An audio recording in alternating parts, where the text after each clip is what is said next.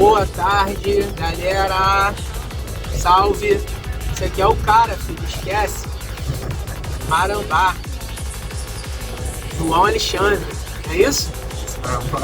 Tamo aí, irmão. E aí? Tá voltando agora do Terratronic. Tô indo te deixar no aeroporto. Mais uma vez, vim tocar aqui no Rio de Janeiro. Como é que foi o Terratronic? Nossa, foi da hora. E aquele palco lá, tava bacana? Apesar de você estar quase como se estivesse no backstage, né? Mas acho que deve ter ficado. Infelizmente eu não consegui ir na festa na parte da madrugada, porque eu tô na logística. Tô liberado, a última logística agora vai ser do Groundbag, aí eu vou ficar no evento até o final. Aí só tem logística amanhã de novo pra eu fazer. E aí, mano, teu som. Eu me lembro que quando eu conheci teu projeto, a galera falava muito que teu som era experimental, que não tinha nada parecido, que muita gente não entendia, os entendedores entendiam tudo. Né? Porque a gente vai aprimorando o gosto musical. Né? Geralmente a galera começa gostando do prog, aí depois já vai pra outro, aí já começa a admirar mais o fulon, aí daqui a pouco já tá no high-tech. Né? Pelo menos a galera que eu costumo andar e costumo ir pra festival e tal, é assim. E aí, teu som, hoje ele já é definido como uma vertente específica ou ainda tá nessa pegada de ser algo experimental? Então, na verdade eu não penso muito nisso. Eu pensava bastante, eu tive N conversas com artistas que eu admirava, assim, sabe? Porque quando eu comecei a fazer esse tipo de som, na verdade não tinha tudo isso de dark, isso é forest, isso é high-tech, isso é psycore, isso é, sei lá, não sei o que, sabe? Não tinha muito isso. Na verdade os artistas que faziam uma coisa, eles acabavam fazendo tudo. Então, sei lá, umas inspirações assim pra mim, por exemplo, o Tchaikovsky, o Necropsycho, por exemplo. Quando eu comecei a frequentar esse tipo de evento, assim, né, quando eu fui caindo mais pra essas linhas, o que aconteceu é que eu ouvia som dos caras e se a gente escutasse hoje, a gente ia falar, isso aqui é forest, isso aqui é dark, isso aqui é high-tech, olha, isso daqui é psycore, mas na verdade era o mesmo artista, sabe? Aí vem alguém que nunca curtiu falar, toca a mesma música o tempo inteiro, já se ligou nessa parada, mas são dezenas de vertentes, é muito doido isso, que quem não é do eletrônico fala que toca a mesma música o tempo inteiro e não é mesmo. E aí, hoje, como ficou específico, dá pra definir onde está o teu som ou a gente elenca ele como psytrance? Ou tem como botar, dá pra falar, meu som vai do dark ao high-tech, tipo... Então, quando eu comecei a tocar, na verdade, assim, no próximo da metade pro final, a galera falava, não, é dark. Aí falavam uma época até que era forest acelerado. E falavam que era forest porque colocava muito som de natureza, e sons de aves e tal. A ambiência do som, né? Só que aí, daí no final ficava um som bem mais melódico e mais feliz, assim, não só melódico, mas um pouco mais pra cima. E daí o pessoal, na verdade, que fazia high-tech nessa época, falava isso não é high-tech porque ele é muito melódico, ele é muito mental, ele não é um som físico, de explosão tanto. Assim, high-tech ainda tem aquela ideologia de algo meio ótimo, sei lá, que antigamente eu me lembro que a galera do high-tech botava até um emojizinho do robôzinho. Porque veio dessa linha que o Raico, que o Cosmo, que os Atlas, os Tchaikovsky também desenvolveram, que é de fazer umas edições de áudio, né? Hoje já dá pra ir mais além até disso, mas que acaba deixando o som mais marcado, mais picotado. E como você acelera a velocidade, né, todos esses picotes eles começam a lembrar essa questão de alta tecnologia. Posso falar que um high-tech tem pouca melodia? Então, seria hoje... isso? O teu som era talvez era um dark, mas com melodia ou foi exagero da minha parte? Não, tá certo, né? Nessa época foi justamente isso que aconteceu, só que aí, sei lá, uma vez deu tanta polêmica isso daí numa época, assim, acho que foi 2014, 15, assim, que eu tava mais focado no lugar e a galera tentava me pôr em alguma caixinha, digamos assim, e não dava eu encaixava bem na caixinha. Às vezes uma música minha encaixava ali no dark, daí outra música minha encaixava ali no psycore. As músicas minhas encaixavam ali no high-tech, mas se for pegar o conjunto da obra, não encaixava em lugar nenhum. Por exemplo, até hoje não encaixa. Psycore é uma vertente que até hoje eu não sei definir. Eu não consigo, ou eu falo que é high-tech, ou eu falo que é dark, eu nunca vou falar que algo é psytrance. É complexo, né, você identificar cada vertente assim, que envolve a montagem do som, né, aí a organização mesmo daí, eu vejo que tipo os programas de produzir música são tipo Photoshop com várias camadas, eu tenho essa ideia, porque eu não sei mexer no programa que faz a música, mas eu sei brincar no Photoshop, então eu tenho mais ou menos essa concepção de montar uma música, sabe? Sim, uma cultura mesmo. E eu, Psycore, eu não consigo entender, eu ouço um Psycore, provavelmente vou falar que é dark, entendeu? Mas enfim. Porque não deixa de estar sob o guarda-chuva do Dark, assim, foi o Dark que originou Forest, High-Tech, Psycore, e sei lá mais o que hoje existe aí de definições, assim, mas tudo isso estava dentro do guarda-chuva do Dark, que por sua vez estava no guarda-chuva do Psytrance, que por sua vez também veio lá do Boa, então na verdade as coisas foi uma árvore que foi se ramificando, assim, que foi se espalhando e foi se especializando em diferentes coisas. Sabe? Hoje, essa galera do underground, high, irmão, a galera tá apaixonada demais pelo Forest, tá em alta demais. Eu fiz ano passado mini festival da Nébula de Silva Jardim, o headline foi o Conego, comentei contigo agora há pouco, antes da gente começar essa conversa. E assim, o Forest tá em alta demais, porra, sinistro, a galera gosta muito. Tem festa que é a Forest praticamente o rolê inteiro. E, enfim, vamos matar essa questão. Então. Teu som é experimental ainda ou já se define hoje como algo específico? Cara, eu fiz essa pergunta pro Boa Gil. Nossa, eu tive a satisfação, porra, de curtir, fiquei até arrepiado, irmão, de curtir um universo paralelo que ele abriu em 203, mas eu fui no festival dele em São Paulo, no Ritual. Irmão, que honra poder ter vivido isso, porque ele faleceu recentemente, né? Ou nem tanto assim, já deve ter o quê? 2 anos? Não, foi 7 anos. Pô, irmão, o cara era muito louco a apresentação do cara, irmão. Mas enfim, tá aí, né? Ficou ali marcado pra história. Não, eu lembro que eu perguntei isso pra ele, né? Que ele tocava minhas músicas e tal, e ele encaixava as minhas músicas em momentos específicos do set dele. Então algumas músicas minhas ele tocava na noite, outras ele tocava no final da madrugada e outras no amanhecer. Porque casava assim com o humor, né, que elas tinham, e aí eu falei pra ele, eu perguntei assim, tá tendo toda uma treta online aí sobre o que é isso, daí eu falei, o que é isso? Isso daí você chamaria de high-tech? Você chamaria de dark? Porque aquilo, né, às vezes algumas músicas minhas, o pessoal do dark falava, não, isso daí não é dark com certeza absoluta, porque tá muito pra cima e tá muito feliz. Sim. E o pessoal do high-tech achava que era dark.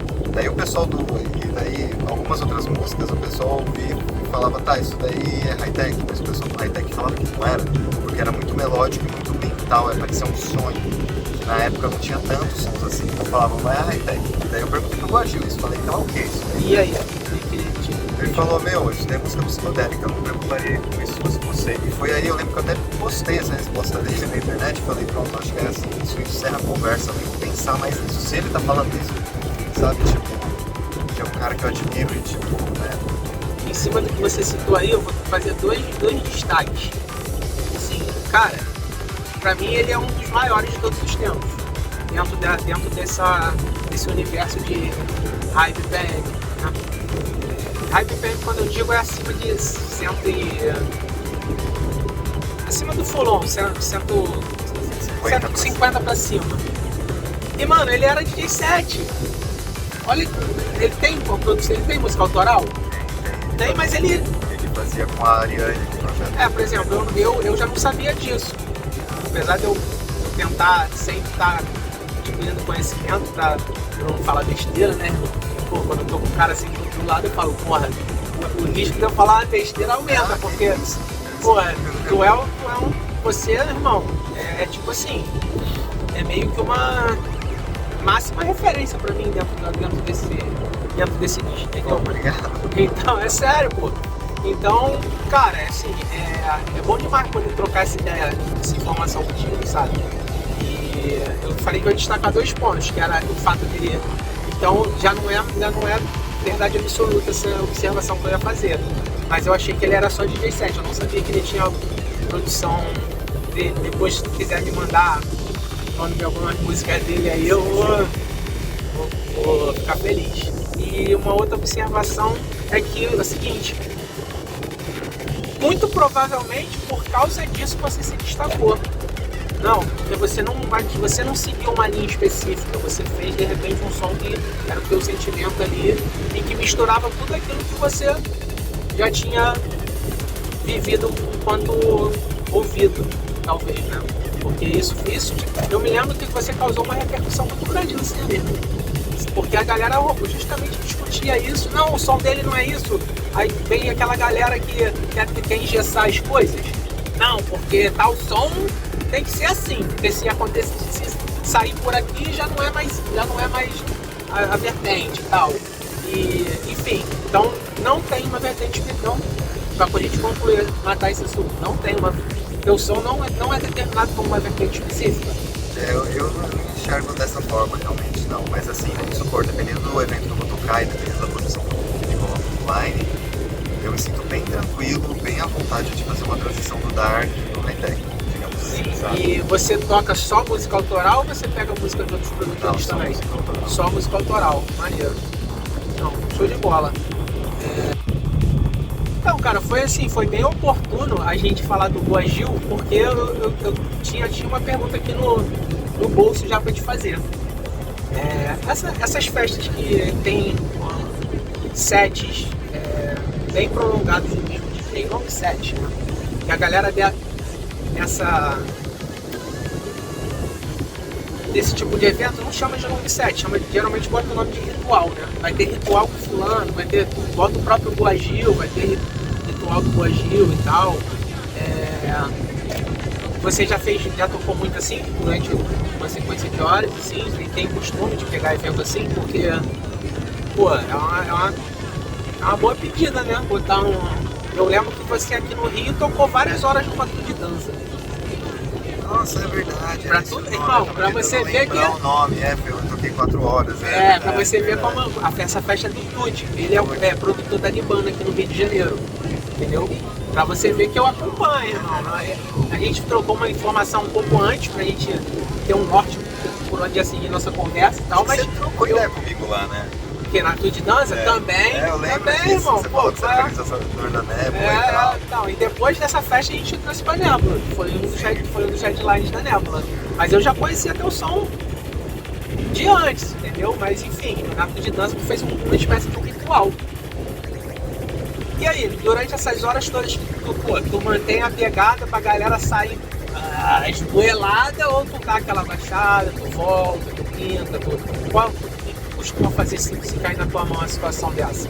Então, dependendo da duração, por exemplo, nesse caso daí da Tudo de Dança que eu toquei 4 horas, eu saí totalmente, eu fui do dark, né? Eu lembro que eu comecei até numa velocidade meio 150, 160 bpm, e eu fui subindo até chegar numa intensidade extrema, assim, eu cheguei até uns 200 no máximo, talvez eu não fui acima disso, porque eu senti que isso até fosse acompanhar mais do que isso. E daí foi ali que eu fiz uma virada de página para uma pegada mais harmônica, mais melódica, mais no sentido melódico de repente também para entregar também a pista para outro DJ, né? Porque senão tu ferra o cara que vem depois de tu. Daí eu vou fazer isso inclusive agora na República Tcheca do Master of Puppets, eu vou tocar 4 horas lá numa das... Mano, o palco do Master of Puppets pra mim são os melhores. Porra, o palco deles, todos os palcos, todos os anos são muito top, tá ligado? São demais, irmão, são demais. O máximo que eu toquei também foi 8 horas. Em 8 horas. Só que aí foi uma vez só, fiz uma vez foi em 2017. Você lembra o nome do evento? Maramba Ritual.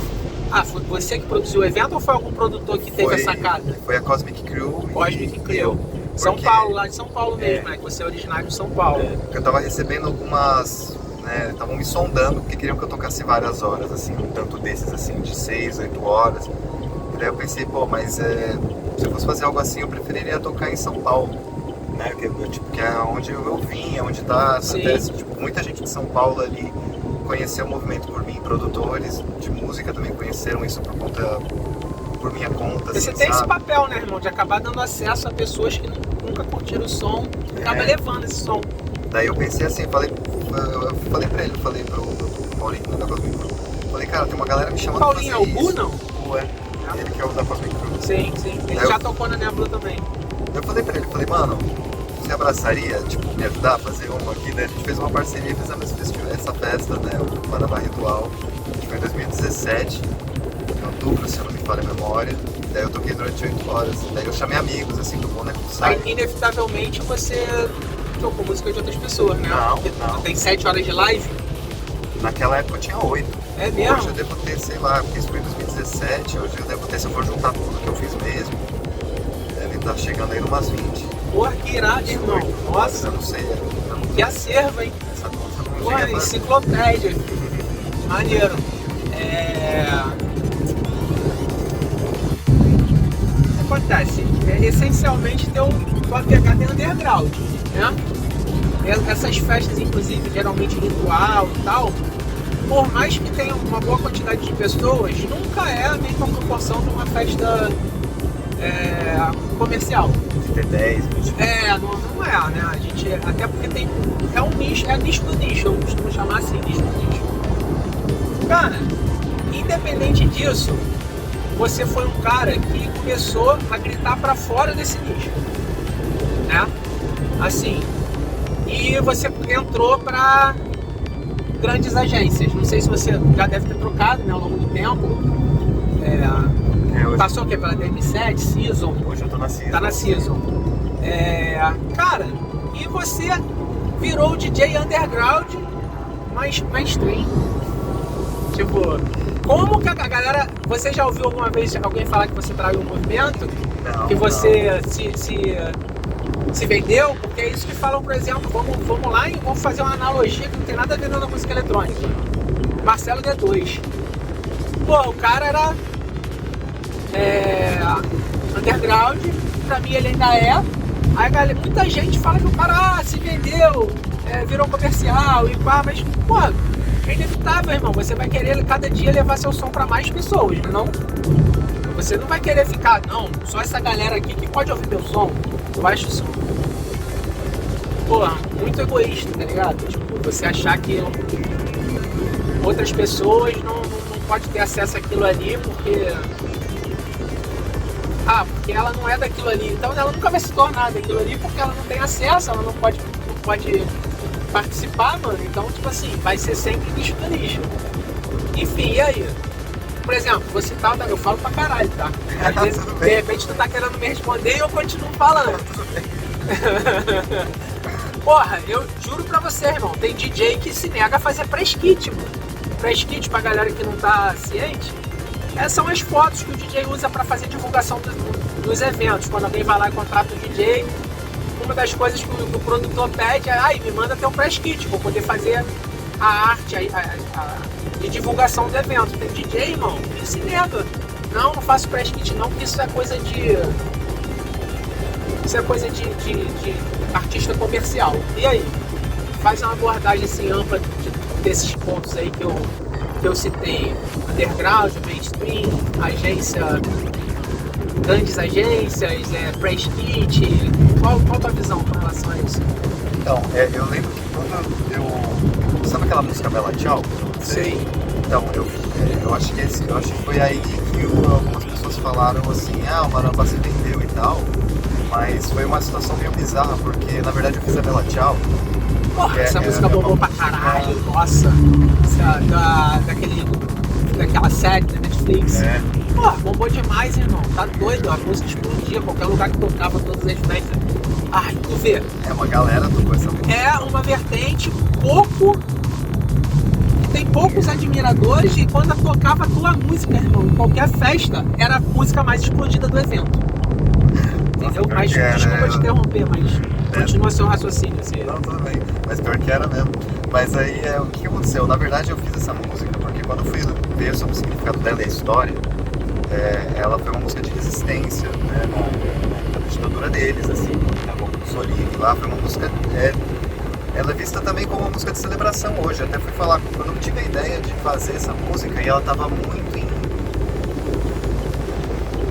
Ela foi muito pertinente pra época que a gente estava vivendo no momento que as pessoas queriam voltar a ser ditadura militar no Brasil, tinha gente defendendo um monte de absurdos aí, era época de eleição e tal, né? Eu falei, nossa, essa música tá muito pra esse momento que a gente tá no Brasil, sabe? E não tinha sido, não foi logo depois que a Casa de Papel tinha sido lançada. Ai, vamos fazer uma música contemporânea aqui. Mas foi depois que a série foi lançada. Sim, Daí eu pensei assim, eu ia tocar na Pachamama, né, no festival, que é de Dark. Tô ligado. Eu ia tocar depois o Ogum, que é o Necropsycho e o Dark Whisper, que são italianos. Daí eu pensei assim, nossa, eu vou fazer essa música e vou tocar depois deles, eu vou abrir com ela, né? Não, quem é italiano, né? Necropsycho é italiano. Sério?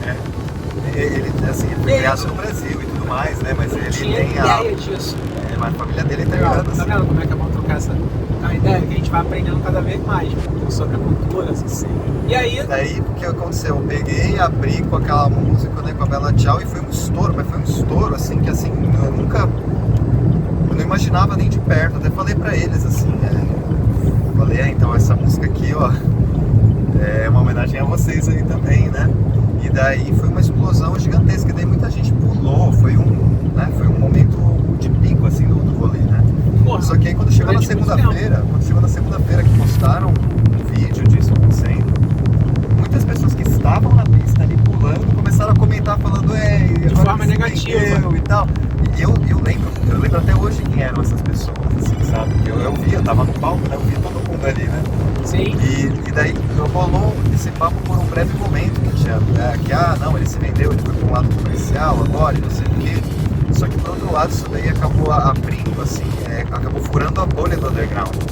Eu falo, foi que eu citei que é uma expressão que eu uso, grita pra fora da bolha.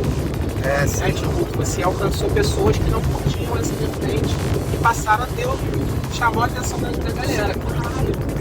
E já estava acontecendo assim um processo, isso foi em 2018, se não me engano, mas já estava acontecendo um processo desde 2016 de que algumas festas maiores e com um apelo mais comercial estavam fazendo experimentos, assim, não, vamos contratar um marambá, e eles colocavam assim qualquer horário do line, era um modo meio aleatório, assim, porque eles não sabiam onde me encaixar, então eu tocava, sei lá, às vezes entre, não sei, o Major 7 e o Beijing, sei lá, entre o Special M e não sei quem, sabe, tipo, eles não sabiam onde encaixar.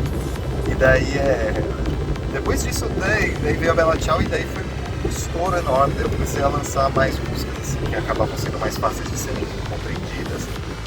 Aí a coisa foi meio que virando uma bola de neve.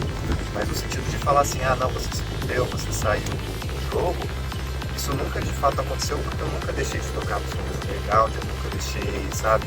Às vezes eu estou num evento lá underground, toquei para 300 pessoas, 400 pessoas. Eu saio de lá, pego um voo para outro lugar e toco para 20 mil. Sabe? Isso é muito rotineiro, assim, sabe? Mas assim, uma coisa engraçada que me falaram agora há pouco. E, tipo, eu gosto muito de conversar. Assim, eu gosto de falar. Você falou que você fala muito, mano, eu falo muito na real também.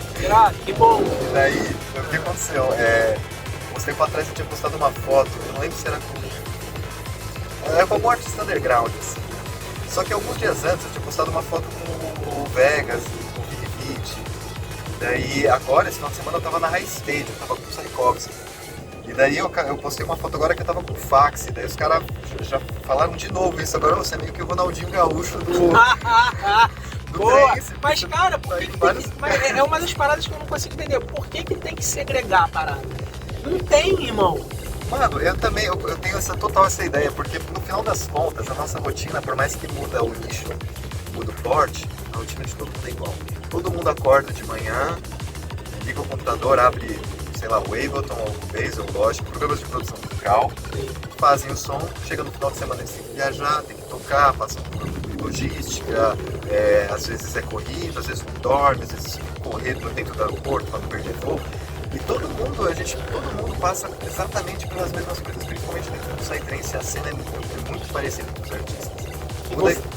Vou remeter pro público. Todo mundo acorda de manhã, bota um somzinho lá pra tomar seu banho, escutar a música, escovar o dente, aí se arruma pra ir pro trabalho, vai escutando um som no carro, ou vai de fone, escutando. E no final todo mundo só muda a preferência musical. E a galera, e tem uma galera que quer segregar, entendeu? Tipo, eu galera do prog farofa. Eu entendo o que é um prog farofa, mas eu acho assim, mó segregação, sabe? Eu também, eu acho muito contraprodutivo e não faz nem sentido. Sabe aquela música que fez o Special M, Monster Green? Sei. A ideia surgiu porque eu tava vendo muito mais eles, né, o Maquiamon, do que, sei lá, meus brother, tipo, o Mútil, né, Necropsycho. Daí uma hora eu peguei e falei assim, o Mac, eu lembro até hoje, assim, eu tenho uma reportagem com eles que foi na época do lançamento da música contigo, eles falando da música comigo, trocando ideia. Da hora. Então, eu lembro do áudio que eu mandei pra ele, eu falei, mano, deixa eu falar uma coisa, tô com uma ideia meio doida aqui, que talvez vocês abracem. Eu falei, mano, a nossa rotina é a mesma. Eu falei, basicamente é isso, sabe? E entre o público, às vezes tem uma rixa, tipo, o pessoal do prog fala que ali é só barulho, o pessoal do dark fala que ali é sei lá o quê.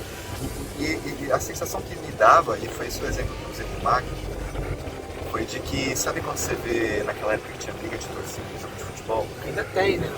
Não, mas é que teve uma época que era pesado, assim, né? Sim. E daí você via, às vezes, a galera tretando na arquibancada e os jogadores ali dos times adversários marcando churrasco junto. Trocando camisa. Então, tipo, eu falei pra ele, mano, eu acho que a gente poderia fazer algo bem doido, assim, né? Pra mostrar que não tem treta do lado de cá do mixer, digamos assim, sabe? Sim. E daí a gente pegou e fez, assim, e a música deu uma repercussão, eu recebi um pouco de hate, né, naturalmente, assim, normal. Mas eu achei muito legal, assim, foi meio ousado, né? Os haters não dão uma indexada no trabalho, não dão, irmão? Porque, sabe, eu não sou muito a favor desse jargão, não. Falem mal, mas falem de mim. Não existe publicidade ruim. Não, eu acho que existe publicidade ruim. Teve uma agora do Burger King aí, que viu essa porra? Um Kid Bengala. Porra, tiraram o mesmo dia, fizeram uma... Porra, irmão, depois pesquisa na internet, mas enfim, já é outra parada. Foi bem usado. Irmão, mas foi mó tiro pela culatra, irmão. Tiraram a propaganda do ar no mesmo dia. Porra, várias crianças, porque Burger King vende lanche com brinquedo de criança, mano. Imagina, tu explicar pro teu filho quem é o Kid Bengala. É uma situação difícil. Então na minha concepção existe marketing ruim e não falem mal de mim. Mas enfim, os haters dão um up no trabalho também, né? Porque no final das contas o que acontecia, por exemplo, quando me criticaram assim por conta dessa música, ou da Bela Tchau, sei lá, o que a galera fazia? A galera compartilhava a música e falava, pô, isso daqui é ruim, não sei o que e tal. E daí um monte de gente ia achava bom. Ia lá ouvir e achava bom. Então, tipo, no final a galera acabou disseminando mais, assim, e rede social é um negócio complicado. Eu acho que é a pior parte do trabalho, na verdade, porque eles trabalham com feedback negativo. Então, por exemplo, se acontece alguma coisa que é muito polêmica, então, por exemplo, sei lá, dentro do nosso nicho, assim, nicho do nicho, digamos assim, lançar uma música, e a música acaba tendo uma repercussão maior e acaba desagradando as pessoas, essas pessoas que não gostaram, parece que elas se sentem impelidas em ir lá e deixar a opinião dela falar, não, é isso, aquilo, mais do que as pessoas que admiraram, gostaram. Sim, e elas acabam levando a música para mais pessoas. Exato. Porque assim, são pessoas que às vezes falam as coisas e não tem base nenhuma para falar aquilo ali, porque não tá no convívio com os produtores, não, sabe? Mas enfim, Mas eu acho que é algo que se aprende a lidar com o tempo, porque, por exemplo, no começo, quando o meu projeto estourou, assim, de verdade, assim, nesse outro mercado, assim, mais mainstream, digamos assim, se tinha lá 100 comentários positivos sobre mim e tinha um negativo, eu lembrava do negativo por semana, assim, sabe? Eu imagino. Porque, tipo, parece que fisgava mais. Só que o que acontece? Qual que é o contraponto disso daí? O outro lado da moeda? É que é um sinal bom. E é isso que eu já falei para vários alunos meus de produção, e falei para minha esposa também, eu falei, é assim, quando chega hate em cima de você, significa que o seu som acabou atingindo tanta gente, atingiu gente que gosta, que começou a atingir gente que não gosta. Sim. E as pessoas que não gostam se sentem obrigadas, por algum motivo, de expressar que elas não agradou a elas. Verdade. Então, na verdade, isso é um bom sinal, é um bom termômetro de projeção, certo? Então, treinar um pouco a cabeça para olhar dessa forma, eu acho que facilita tudo e você até vê de bons olhos. Então, tem gente aí, sei lá, ela mesma recebeu hate antes mesmo de tocar pela primeira vez. Ai. Ela nem tocou, e estavam falando, não, essa música aqui não tá legal. Eu falei assim, aí ó, deixa eu falar. É. E no final é bom, é mais um comentário ali que o Instagram tá entendendo como um algoritmo lá, como relevante e tal. Exato. A gente conversando aqui me surgiu umas ideias aqui pra puxar uns assuntos que eu já tinha meio que na minha...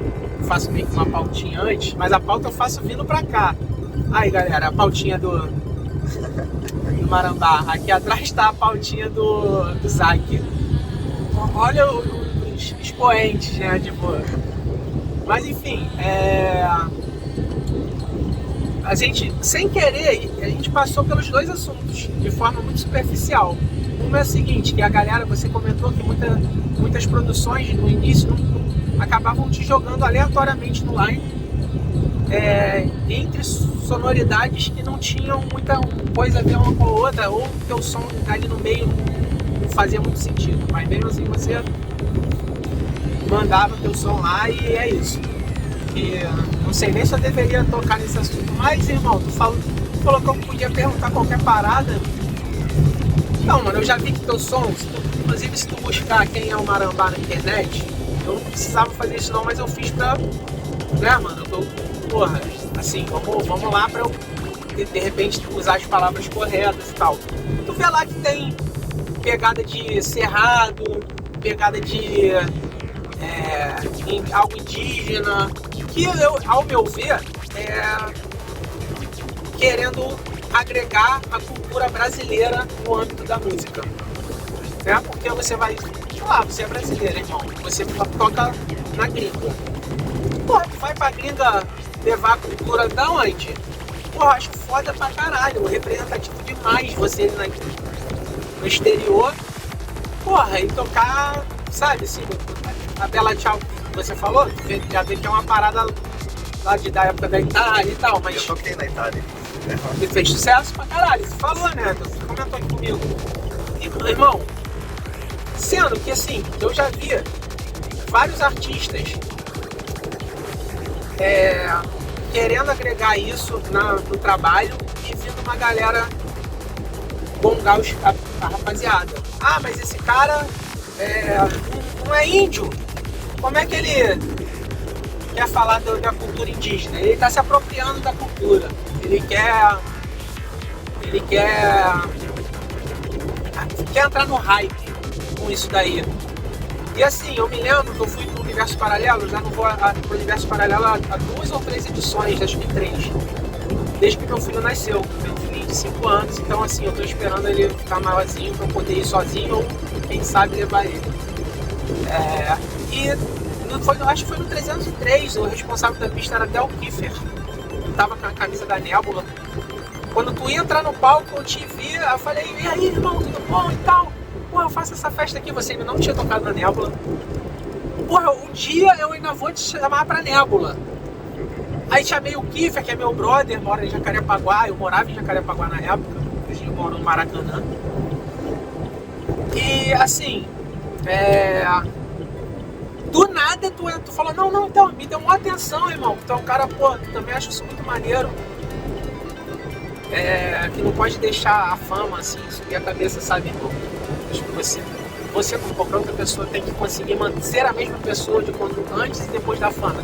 Querendo ou não, pô, tu é do underground, mas, irmão, tu já tomou uma proporção fora do underground, assim, na minha visão.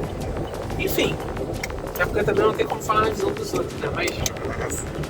Enfim, mano.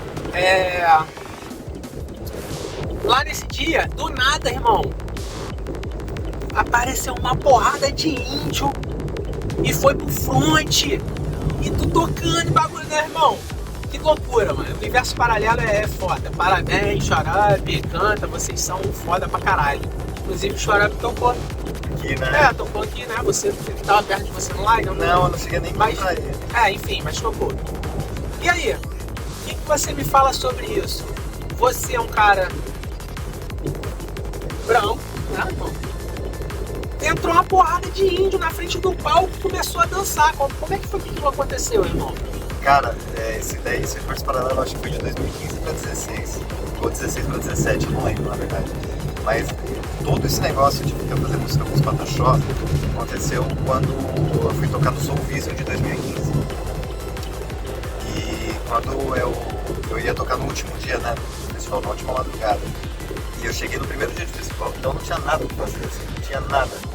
E eu acabei ficando mais tempo ali com eles, aonde eles estavam, né? Eu sou visto em São Paulo, né? Chamaram eles de lá pra cá, né, pra fazer abertura do festival e tudo mais.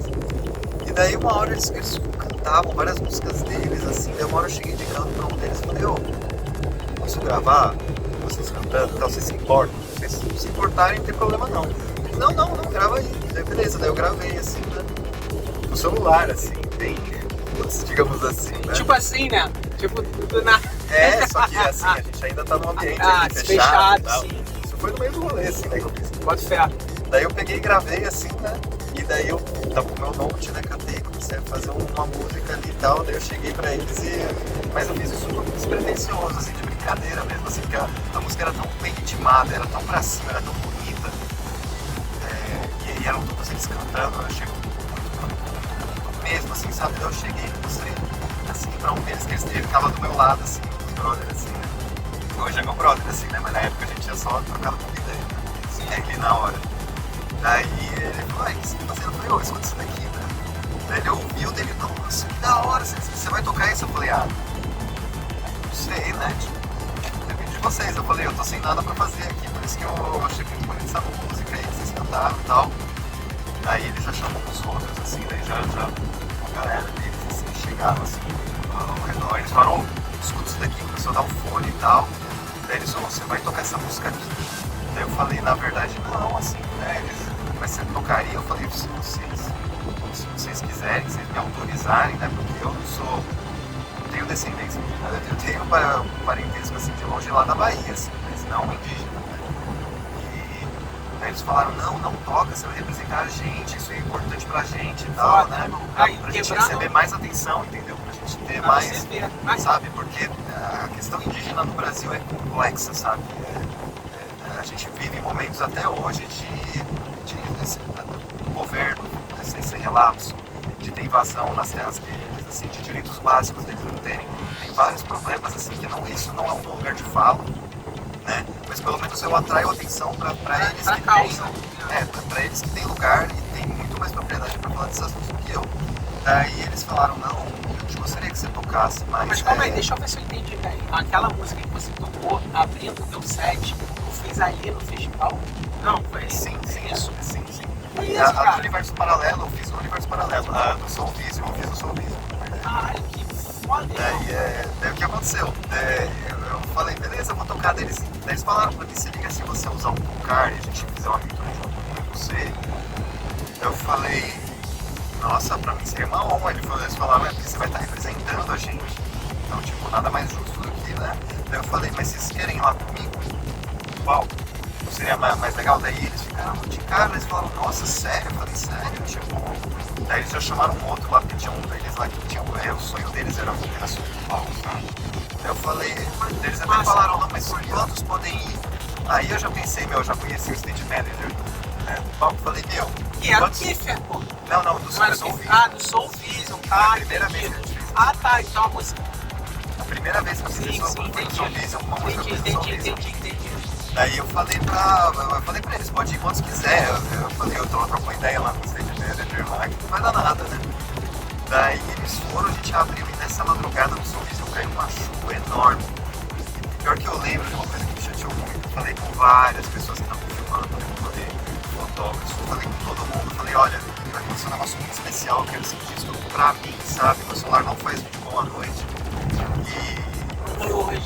E foi porque caiu o maior pé d'água. Eu tenho uma foto que eu tirei, nunca tirei, que é, né, no Photoshop, que ele tava fazendo uma defumação na frente do palco, fiz um vídeo bem curto, assim, na verdade, que deu pra aproveitar um print no vídeo, assim, aí é o único registro que eu tenho desse mas irmão, daí o que aconteceu? Tá na sua memória, né? Sim. Daí o que aconteceu em 2000 É na sua história. Sim. Daí em 2015 pra 16, ou 16 pra 17, não lembro, acho que foi 15 pra 16. Eu cheguei no Universo Paralelo, daí encontrei eles lá, daí eles, e aí, vamos fazer de novo? Eu falei, se vocês quiserem, é nóis, né? Eles, tá, beleza, vamos gravar uma outra então. Daí eu peguei e gravei uma outra música lá com eles, música da praia, imagina, eu mostrando por causa do vento, barulho, ruído e tal, né? Mas aí eu consegui gravar e fiz a música ali, nossa, eu fiquei a maior parte ali do tempo ali fazendo essa música. E a gente abriu nesse momento aí, você viu que você tava lá. Eu tava lá, irmão, E foi um estouro gigante, assim, daí eu falei, nossa, foi muito foda, irmão. mas não foi uma iniciativa, na verdade, que, assim, eu tive a iniciativa de fazer a música. Eu não imaginei que eu fosse tocar, assim, Sim, né? foi uma coisa que foi acontecendo naturalmente. E quando eles falaram, não toca, não, ó, a gente vai te pintar, não, ó, a gente quer essa representatividade, pra mim eu senti como uma das maiores honras, assim, pra mim, enquanto artista. Sim. Uma das maiores honras da minha vida foi ter coagido tocando meu som no mundo inteiro e ter feito essas músicas fantasiosas. Eu acho que, pra mim, eu zerei o meu game, assim, sabe? Compreendo total, né? Sabe, pra mim isso foi muito mais importante do que, sei lá, se eu tocasse no Tomorrowland um dia, sabe? Sim, sim. 1000 vezes melhor. Sim, pode ficar. Por eu ter tido essa aprovação e esse carinho e de eventualmente virarmos amigos, assim, sabe?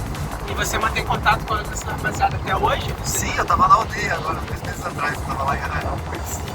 Irado, irmão. Muito maneiro. Vou abordar rapidinho quanto tempo que não tava nem aqui no meu programa mental. E aí, tu prefere evento maior ou menor? Tá. Cara, essa é uma pergunta que já me fizeram até uma vez. Depende, porque tem eventos e eventos. Então, por exemplo, a minha entrega, em termos do que eu vou tocar e do que eu vou sentir a pista, ela acaba sendo a mesma. Seja pra, sei lá, 300, 400 pessoas, seja pra 20 mil. Mas a reação do público é diferente, não é? Na verdade, não, porque o que acontece? Do meu ponto de vista, assim, quando eu tô tocando num evento que é mais underground, a relação que você tem com o público é muito mais pessoal, mas, por exemplo, geralmente o palco não é super alto, o palco é mais na altura, então você consegue olhar no olho, sabe, e dar aquela sensação de que eu tô no mesmo barco, eu não sou, Sim. Eu não sou um burro, Sim. sabe, eu não tô acima de ninguém, sabe, no final eu sou um cara da pista, sabe, eu vim desse movimento da pista, eu entrei nisso pela arte, não pelo status, pela fama, pela grana, eu entrei pela paixão, por querer trazer algo novo, sabe, até querer trazer, na verdade, algo que estava dentro de mim, eu queria pôr pra fora, e na verdade quando eu via ninguém tava fazendo isso, sabe, foi uma, não vou nem falar que era uma aposta, porque eu não imaginava que eu gostaria disso um dia, mas era algo que eu gostaria de expressar. Agora, quando você pega um evento que é gigantesco, é uma sensação boa, você tocar e tem um mar de gente, assim, sei lá, por exemplo, quando eu fui no Flores Paralelo lá, tocar no Tempor, tocar num evento como a Teatrônica também, que também tinha aquele mar de gente na minha frente, você vê todo mundo pulsando, assim, sabe? É uma sensação de conexão enorme, mas por outro lado, fica no pessoal. Eu não tô conseguindo enxergar a galera toda. Eu consegui enxergar assim, as silhuetas, a galera pulando, assim, sabe? Mas não é pessoal. Parece como se você estivesse postando. Então, tipo, tem um lado bom, que é mais pessoal, tem essa conexão mais, assim, sabe, de a gente estar no mesmo nível. E no outro, você tem uma conexão que é macia, então, muita gente, assim, sabe? Então, ambos eles têm, sabe, os seus lados positivos e bons. E é por isso que eu não pretendo, tipo, jamais deixar de tocar em ambos os eventos, assim, sabe? Todos os tipos de eventos. Você falou que você tinha vontade de fazer algo novo. Eu também tive vontade de fazer algo novo. Assim, a gente durante a pandemia, sem poder fazer evento, né? E decidimos criar uma TV, porque era onde estava conseguindo ter acesso, e criamos a gravadora. Sempre quando a gente criou a gravadora, eu não era um cara muito desse universo de segmento. Colhei com um DJ nosso primo, que é uma gravadora também, que é o Raul Stage. Ele é DJ que está em Rio, atualmente ele geralmente faz a transição da nossa festa. Vai pro prog house, assim, até levar pro técnico. E ele bateu o pé de que a gente teria que escolher um nicho, né? Porque o mercado trabalha assim. Sendo que a psicológica, o slogan, digamos assim, dela todas as tribos. O line-up da psicológica, ele começa no psytrance, mais sério de madrugada, vai pro fulon, vai pro prog, vai pro prog house, aí vai pro tech house, ou a gente passa pelo techno, enfim, e eu entendi que se eu fosse utilizar o nome da Nebula para fazer uma gravadora, e era inviável, a Nebula sempre são inglês, não tinha como eu lançar ali. Eu escolhi a Psychologic para ser o carro-chefe da gravadora. O nome da gravadora é Psychologic Records. E já está 3 anos com a gravadora. E assim, dá uma paradinha aqui que ele tá chegando no aeroporto, galera. Não dá pra eu parar ali, só pra gente fechar o assunto. Então o voo tá atrasado não, né? Não, tá de boa, o voo é 3 horas. Ah, que suave. Mas estamos um pouquinho atrasados pra pegar o Brown 10. Deixa eu daqui a pouco olhar aqui. Vai matar assim rápido. Cara, ou seja, e eu insistindo na minha ideia. A Psychologic, ela lança tanto do high ao low BPM. E fica meio que uma salada. E o primeiro os PA que a gente lançou, a gente faz lançamento individual, semanalmente, às vezes de 15 dias. Depende da demanda que a gente tem de envio de demo. Sendo que eu tenho muita dificuldade, porque tem DJ que fala pra mim, DJ de high BPM que fala, pô, irmão, na Psychologic eu não vou lançar não, é uma salada. Pô, cria Nebula Rec, Nebula Record, que é o seu musical e a Nebula Rec. Mas, pô, fazer uma gravadora já é difícil. 2, então, irmão, se eu nem conseguir ainda expandir a primeira, sabe? Eu sei que a gravadora também trabalha com sublabels, eu podia criar sublabels. Mas eu quero insistir nessa ideia, tipo assim, ter uma boa data, eu sei que é meio utópico, talvez, mas quero seguir nessa pegada. E eu, quando é difícil eu conseguir apoio de DJ que já tem renome, tem os DJs que nem renome tem, mas fala, não, só lanço se tu criar a Nebula na Psychologic tem low BPM, tem nada a ver com a galera vai me criticar se eu lançar uma música na Psychologic Records. Assim, tu acha que é possível conseguir quebrar esse paradigma? Cara, eu acho que sim, porque me veio a lembrança agora que eu lancei uma música pela Alien Records. Alien Records que é do ambiente. Sim, mas tá dentro do Psytrance, né? Ah, sim, é. Mas é outra pegada totalmente do High BPM, eu sei entendendo o que você tá falando. Lancei uma música ali de 180 BPM, estrada do mundo. E daí eles lançam com prog e tal. Ah, ele é do Rock 20, né? Não, ele é, o cara é sensacional, não esquece. Já tocou na Nebula e na Psychologic também, já tocou nas duas. Mas, desculpa, às vezes eu discordo, Não, falo muito falante, é foda. Mas enfim. E aí, será que eu consigo quebrar esse paradigma? Eu acho sim. Mas assim, é difícil porque hoje, como você falou, né? Ser nichado acaba sendo mais fácil. Bem mais fácil. Até pra mim, como o Marambá já falaram isso várias vezes durante anos, não faz um Marambá Dark, um Marambá High Tech. E eu não quero dividir as coisas. Pra mim faz tudo parte, tá tudo dentro do mesmo espectro, assim, sabe? Assim, eu vou fazer um full-on do Marambá, assim, sabe? Não é nem a minha ideia com eles. Ideia do Marambá, uma ideia que daí virou só depois falou. Trazer essa questão brasileira, mas trazer uma questão de cura também, sabe? Pra mim o Dark tem essa essência de cura. Então o começo do Marambá, assim, o sétimo ela era uma limpeza.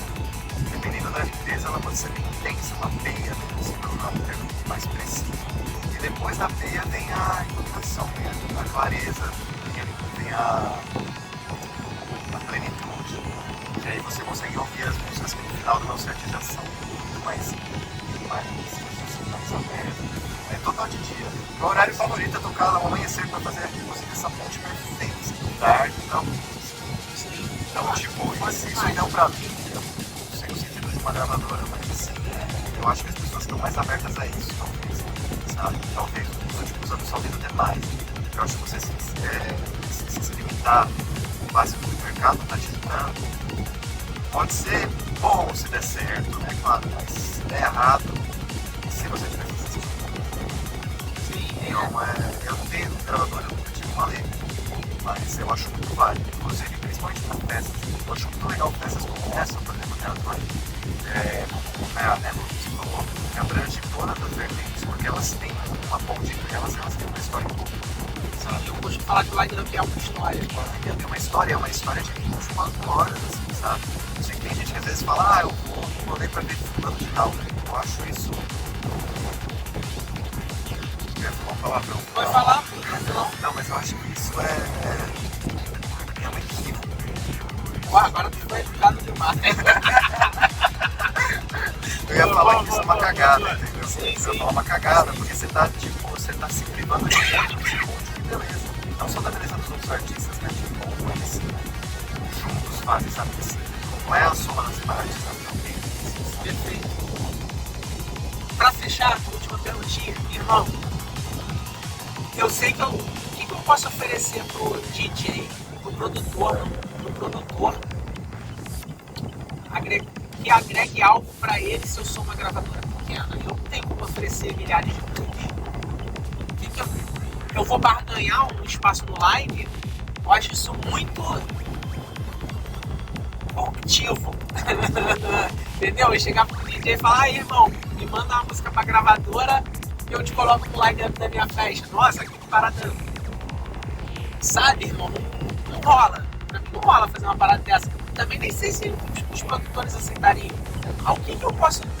Enquanto gravadora pequena, eu tenho 3 anos de gravadora, aproximadamente 150 lançamentos. Mas só de DJ. Alguns já tem uma. Digamos assim, eu devo ter uns 10 lançamentos de DJs que tem uma boa repercussão. O restante são produtores que estão ainda tentando entrar no mercado. Os produtores que não tem mercado, nossa, chove mesmo. Porra, meu sonho é lançar na Psychology. Os que já ganharam espaço, alguns me dizem que são logo sinceros e trabalham logo na sinceridade. Pô, irmão, não rola, tô lançando por gravadora tal, tô lançando por fulano. Tem um cronograma de lançamentos anual, uma track da TTF falando, pô, irmão, o investimento de uma track minha é R$20 mil. Se o dinheiro não é pra mim, não. Se você conseguir aportar isso no teu projeto, de fazer uma track, porque eu só faço a arte com fulano, a masterização é com ciclano, o investimento em marketing tem que ser de X. Então, o projeto de uma música minha custa 20 mil. Se tu falar que quer fazer, vambora. Tem esse poder, não sei, entendeu? Chegaria tão pesado assim. Nem pra gravadora, nem pra festa, entendeu? A gente faz a nossa festa assim, a gente vender. Assim, a minha bola não, a minha bola a gente sempre corre atrás de sócio investidor e tal, mas você não vai sempre menor. O que tu acha que eu posso agregar assim? Tem alguma coisa em mente ou realmente eu tenho que conseguir crescer primeiro para depois conseguir lançamento de artista já renomado?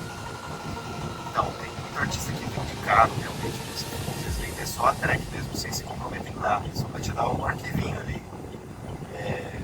A masterização pode ser você que correu atrás ou não, né? Se ele foi que correu atrás, então ele vai ter que ser ressarcido, daí eles vendem a track por valor fechado.